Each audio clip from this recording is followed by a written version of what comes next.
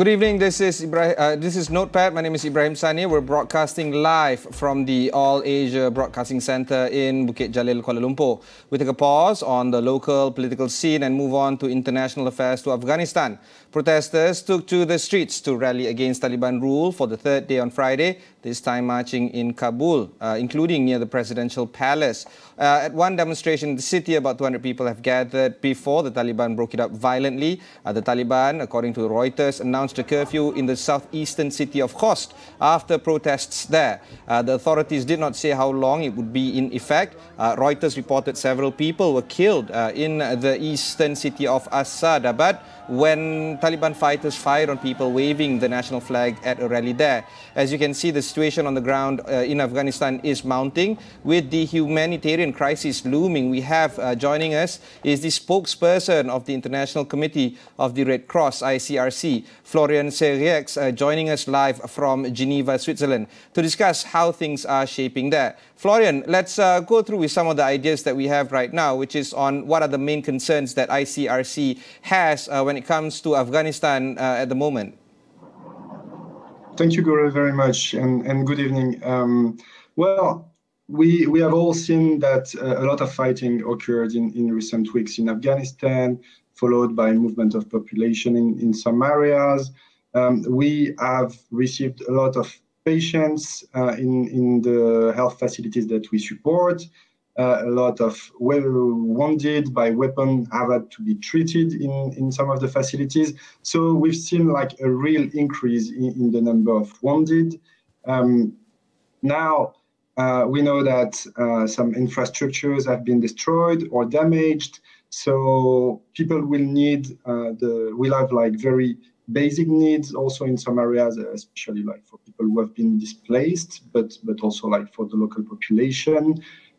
We know that prices have been also rising for some basic commodities. So there are a lot of concerns, of course, currently for the Afghan population. What would be some of the humanitarian concerns in particular for Afghanistan right now?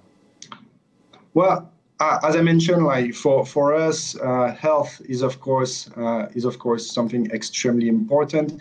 Making sure that all Afghans can continue to access health facilities, that supply is available, that drugs will be available in the future, that the wounded can be treated.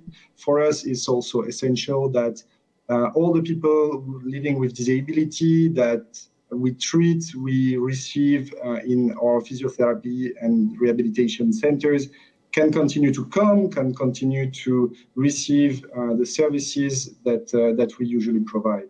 What would be some of the much needed supply at the moment right now? You were mentioning some medical supplies, but as you were mentioning, prices are increasing. So I'm presuming food is going to be a big problem for people that to obtain. What would be some of the ideas that you can share with us? So for now, like we continue to have like enough supply. We continue to deliver the supply to the health structures that we support. So this includes, for instance, like kits for weapon wounded, so surgical kits that the teams can then use. So this type of supply is still there. Of course, like if there were like a new large wave of fighting to occur, we would have to look exactly at the supply that we still have. You mentioned then the price. Well, it's hard to say. I don't have like exact information. I know that the price of some basic goods has increased, but I don't have the detail. I don't know the exact level of availability of food, for instance, in key centers. So we will probably see that in the coming days. You know, as we read the news, as news come in, it's going to be increasingly concerning for threats of security rising. Is there any increase in security threats among foreigners, especially representatives of foreign NGOs like yourself? Well, I can speak for the International Committee of the Red Cross. On our side, like we've worked in Afghanistan for more than 30 years. We've been engaging with absolutely all actors in the field, may it be at local or at national level. So we have guarantees that we can continue our work safely. Hopefully it will continue to be the case for male and female staff alike. So for the time being, we haven't faced any problem in our work. And do you plan to change how you do things there? And I mean, the Taliban is now the government of the day in Afghanistan. Do you think that you might have to alter the way you do things? What about the safety and security of your female staff there? Well, I think for now, like there are two things I think in your question. First of all, we will of course look at the needs of the population. For us, the most important is to maintain our current activities.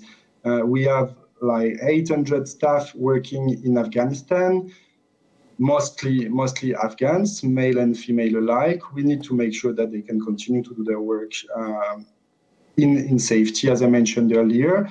We need to, and this is exactly what we are discussing at the moment. So, as I was mentioning before, we have this dialogue at local and national level.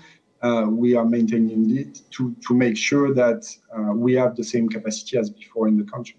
Of course, ICRC operates internationally. You have links all around the world, including in Malaysia.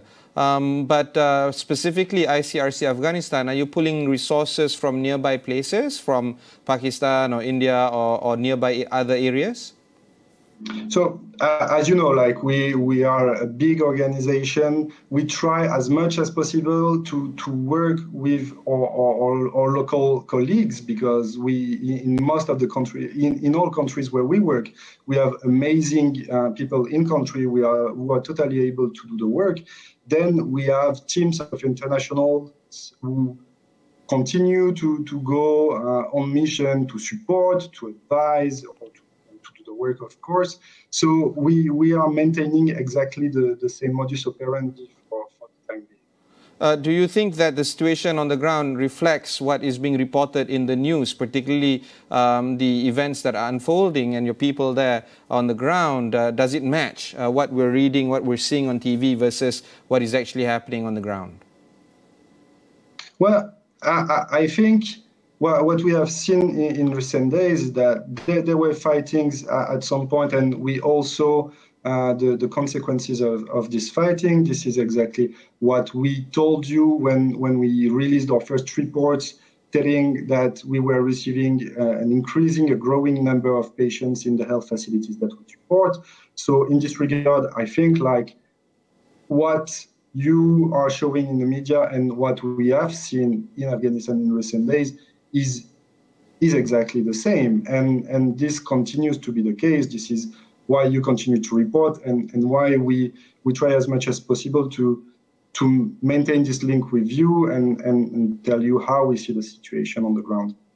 Florian, how do you think things will shape up in the days and weeks to come? Do you think that things will deteriorate even further, or do you think that the humanitarian crisis will escalate? What do you think is going to happen? This is a very, very difficult question, and you can imagine that I don't have the answer to this one, unfortunately. There is a reality. There have been people who have lost their relatives. There have been people who have lost their house, their belongings. So for these people, their situation will not improve immediately. Their situation is probably rather going to deteriorate until they have like the solutions, until they receive the support that they need most at the moment. For the entire country, well, we know that there have been like many different issues. There has been also a drought.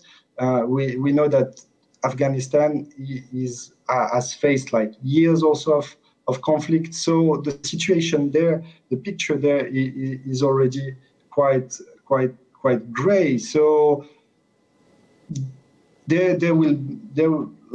will need a lot of time before the humanitarian situation can properly improve in Afghanistan. Of course. Florian, before we end this conversation, I want to ask you about some of the things that you think the global community say, for instance, folks in Malaysia right now watching us having this conversation, what would be some of the ideas that you can share with us in terms of how we can help? I'm not too sure if we can do much, because not only are we geographically so far apart, but because of the pandemic, it's very hard to move about. But still, people still want to think about how they want to chip in and see how they can help.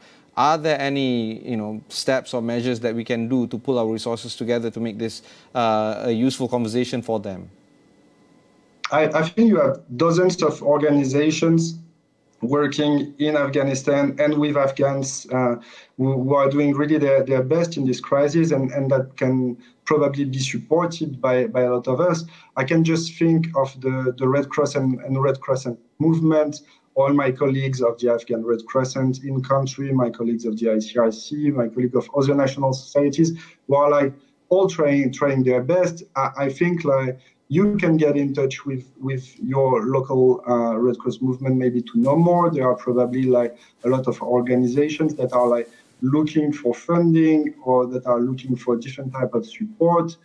But the situation being extremely fluid at the moment, like there are people who are trying to leave the country, there are people who need support inside the country. There are so many things that are happening at the same time that it's very difficult to give you like one single and proper answer to this question. Of course. Thank you very much. That was Florian Seriex, the spokesperson from the International Committee of the Red Cross, ICRC, calling in live from Geneva. We'll go for one short break. When we come back, we'll discuss a little bit more locally, particularly on the new administration that is going to take place swearing in tomorrow at 2:30 p.m. We'll be right back after these messages.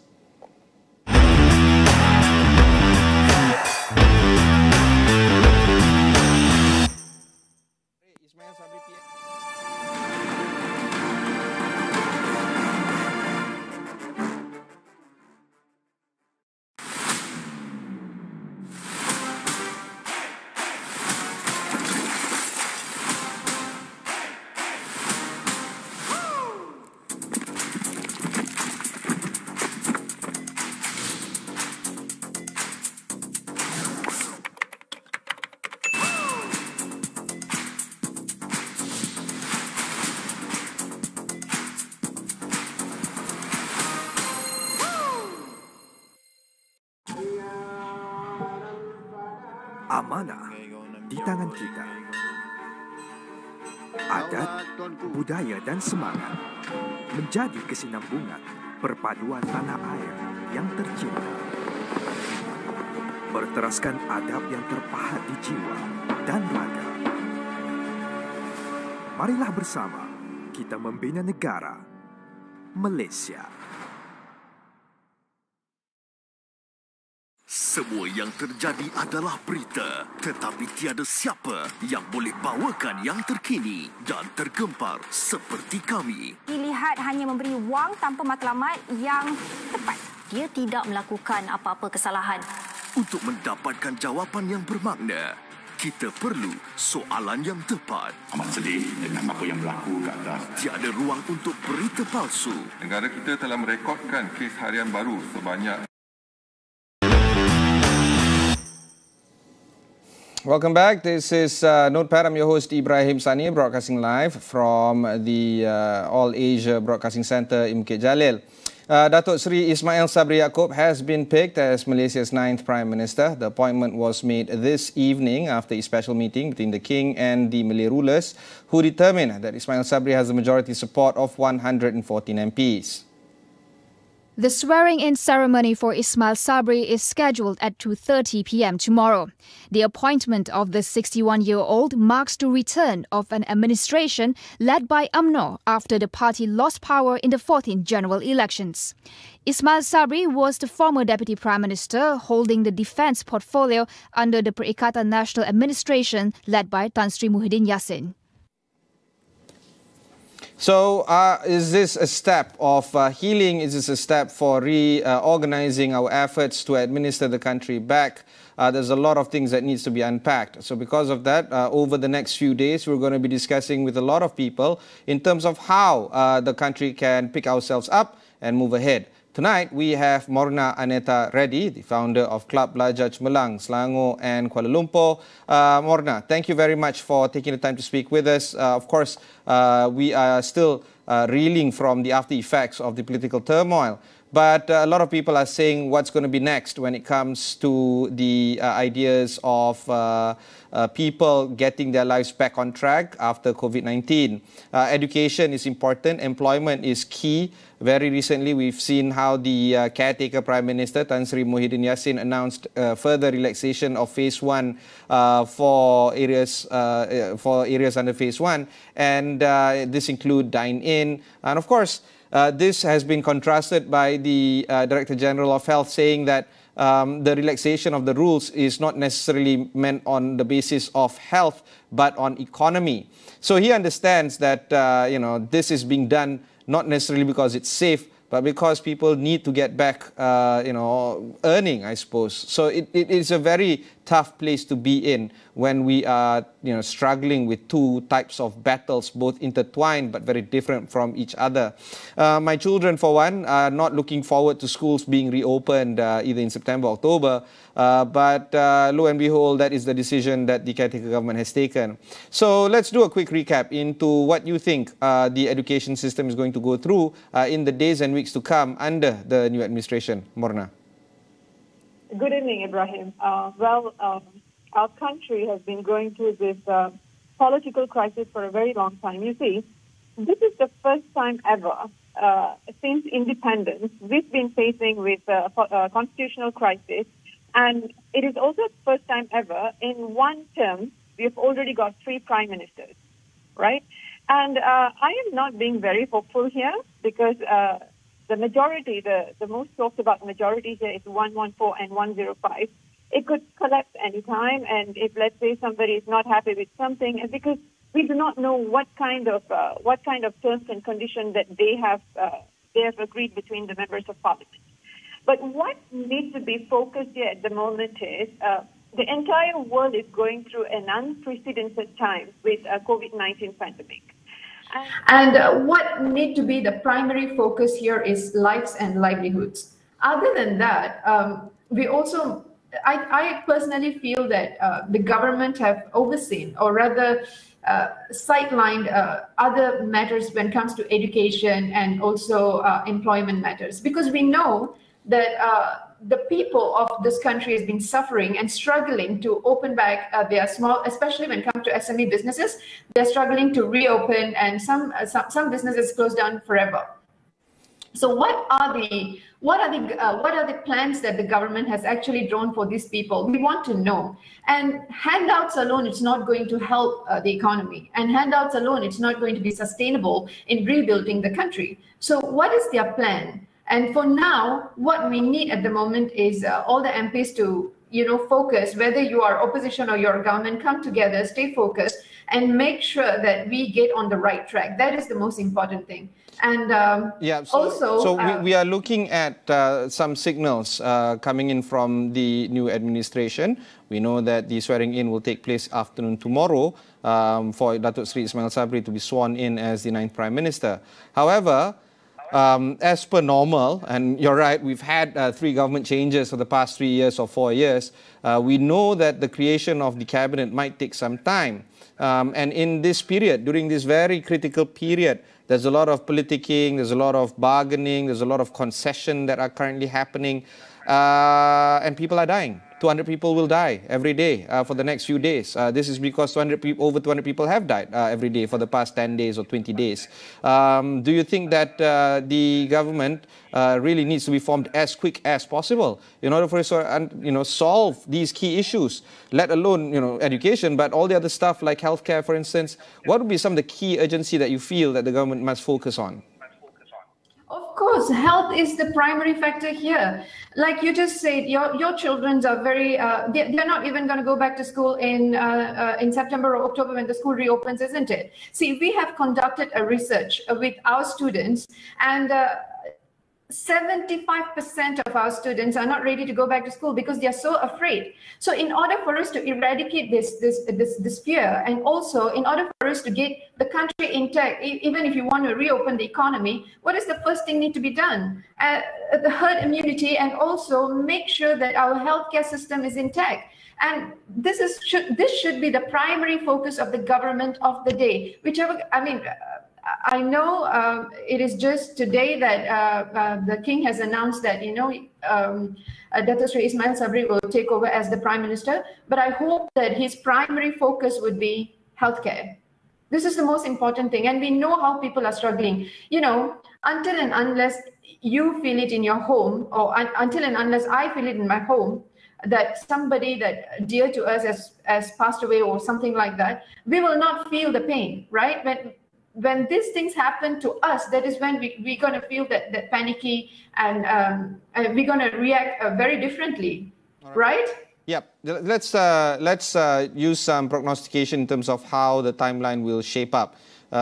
Some would say that it might take up to 2 to 3 weeks before the cabinet is being formed. What would be some of the key areas that you would be focusing on, particularly when it comes to who will lead these kind of portfolios? Are you more interested to see who is in charge of education? How do you think the government should shape up education? Should it be in 2 ministries, 1 ministry? What would be the best way forward in your opinion? Well, to be very frank with you, the 2 to 3 weeks is a very long period of time, because every single day, lives of 200 people or more than that, we don't know how it's going to escalate, right? 200, it's not a small number though. So 2 to 3 weeks is not something that is acceptable. As if it is possible, try to reinstate people who already been doing good jobs. Good job when it comes to administration, even in the past administration or prior to this administration, whichever that works, because today we are in a crossroad where you shouldn't be focusing on, okay, I'm going to take my person, my people, and put into this certain position. No, you just go for the best people, best talent that could handle this crisis. And that should be the main priority. Number 2, let us not forget education too, because this is our 2nd year battling with pandemic. And if this were to continue, and we will be losing good talent, it's 2 years of their education. So I understand that students are not willing to go back to school at the moment. But what are the other steps that we could actually introduce, or how other than schools, like NGOs like us, could come on board and assist the government? And this is a collective effort anyway. You cannot just let the government to handle everything. If it is possible, let us just all work together and make sure that, okay, if one person is handling healthcare and another group could literally handle the education system or anything, even the employment and SME small businesses in this country. If we could all contribute, I think we will see the light at the end of the tunnel even quicker.